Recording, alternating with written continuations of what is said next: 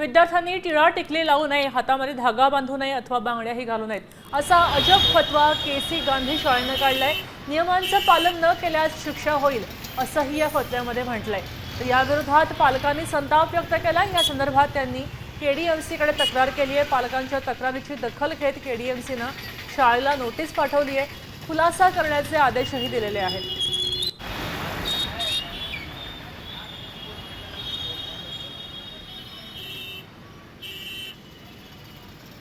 अशी जी सक्ती केली त्या सक्तीवरचा तुमच्याकडे कुठल्याही प्रकाराचा GR आहे का शासनाचा, असा जेव्हा मला विचारणे आले त्यांनी त्या गोष्टीमधून पळवाट काढण्याकरता आम्हाला थातून वातून कारणं दिली। पण मुख्याध्यापकच याच्यात दोषी आहे। फतवा काढला नाही असं मात्र स्पष्टीकरण मिळालेलं आहे। धार्मिक तेढ निर्माण होऊ नये म्हणून या सूचना केल्या होत्या असं स्पष्टीकरण केसी गांधी शाळेनं दिलेलं आहे।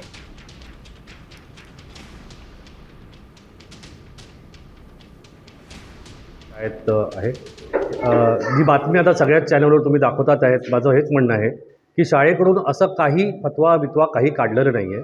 ही शाळा कल्याणमधली इतकी जुनी शाळा आहे आणि मानलेली शाळा आहे की इतक्या वर्षापासून या शाळेचं कल्याण शहरात नाव आहे आणि कितीतरी या शाळेतून म्हणजे वेगवेगळ्या क्षेत्रामध्ये लोक या शाळेतून नावं झालेली आहेत आणि ती अशीच नाही झाली। सगळ्या आम्ही या शाळेत फक्त एकच बघतो की डिसिप्लिन शाळेला कुठल्या शाळेत मुलं डिसिप्लिन कुठे शिकतात। सर आम्हाला या घटनेबद्दल पहिला 26 ऑक्टोबरला बाहेरून कळलं, जेव्हा आमच्याकडे पत्र शिवसेनेच्या वतीने रुपेश भोईर साहेब यांनी दिलं मुख्याध्यापकांकडे।